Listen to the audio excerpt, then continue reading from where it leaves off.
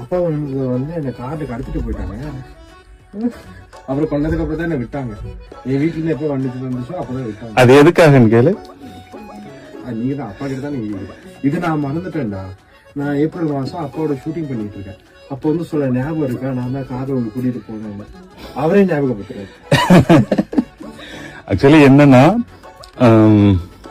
அப்பா பார்க்கணும், யாரு தளபதியை பார்க்கணும், பெரிய ஃபேன்ல. அப்போ வந்து கார்லயே தான் இருப்பாரு சார்.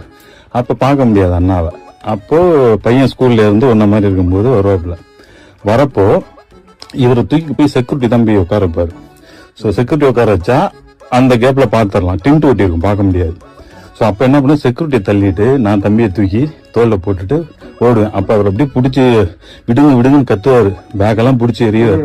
தூக்கி போட்டு கார்ல உட்கார எனக்கு தெரியாது, யாரோ வந்து தூக்கிட்டு போட எனக்கு பயம் வருமா இல்ல, நீயே சொல்லு.